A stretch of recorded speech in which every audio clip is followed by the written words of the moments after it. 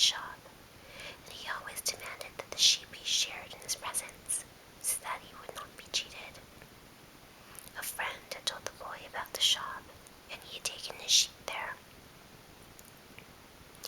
"I need to sell some wool," the boy told the merchant. The shop was busy, and the man asked the shepherd to wait until the afternoon. So the boy sat on the steps of the shop and took a book from his bag. "I didn't know shepherds knew how to read," said a girl's voice behind him. The girl was typical of the region of Andalusia, with flowing black hair and eyes that vaguely recalled the Moorish conquerors. "Well, usually I learn more from my sheep than from books," he answered. During the 2 hours that they talked, she told him she was the merchant's daughter, and spoke of life in the village, where each day was like all the others. The shepherd told her of the Andalusian countryside and related the news from the other towns where he had stopped. It was a pleasant change from talking to the sheep. "How did you learn to read?" the girl asked at one point. "Like everybody else," he said, "in school." "Well, if you know how to read, why are you just a shepherd?" The boy mumbled an answer that allowed him to avoid responding to her question. He was sure the girl would never understand. He went on telling stories about his travels, and her bright, Moorish eyes went wide with fear and surprise. As the time passed, the boy found himself wishing that the day would never end, and that her father would stay busy and keep him waiting for 3 days. He recognized that he was feeling something that he had never experienced before, the desire to live in one place forever. With the girl with the raven hair, his days would never be the same again. But finally the merchant appeared and asked the boy to share 4 sheep.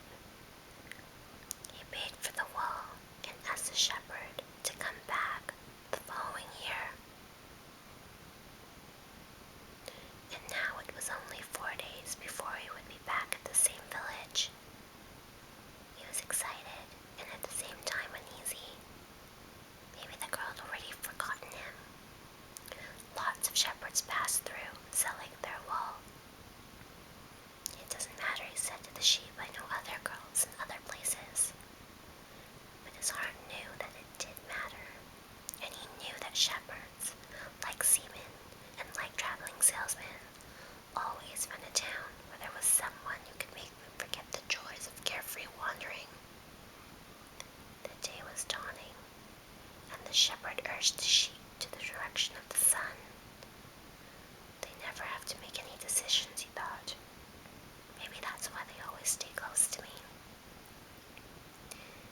The only things that concerned the sheep were food and water. As long as the boy knew how to find the best pastures in Andalusia, they would be his friends. Yes, their days were all the same, with the seemingly endless hours between sunrise and dusk, and they had never read a book in their young lives, and didn't understand when the boy told them about the sights of the cities. They were content with just food and water.